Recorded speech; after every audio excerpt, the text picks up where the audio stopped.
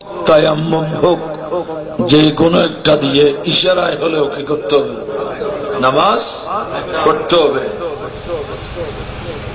এবং নামাজ যেমন ফরজ, নামাজ সম্পর্কে প্রয়োজনীয় ইলম অর্জন করাও ফরজ।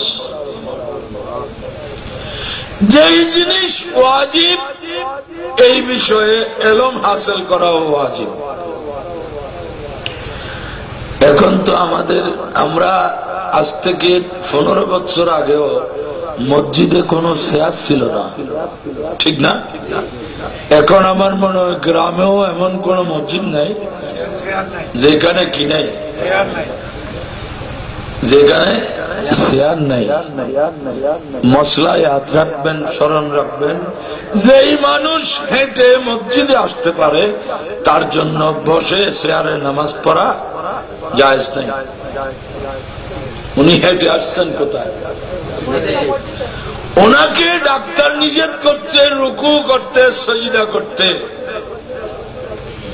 দাঁড়াতে নিষেধ করলে উনি হাঁটলেন কেমন? মসলা বুঝতেছেন?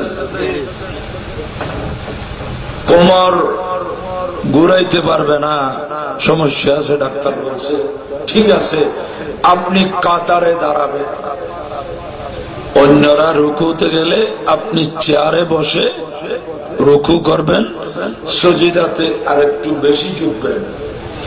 এখন আমরা একেবারে শুরু থেকে বসে আছি, নামাজ হবে না। যেই ব্যক্তি হেঁটে মসজিদে আসতে পারে তার জন্য বসে নামাজ পড়া জায়েজ নেই। কেন? এটা কাদের আলাল কিয়াম, ইনি দাঁড়াতে সক্ষম। এই ধরনের একটা মাসআলা শিখা 1000 রাকাত নফল নামাজের চেয়ে উত্তম।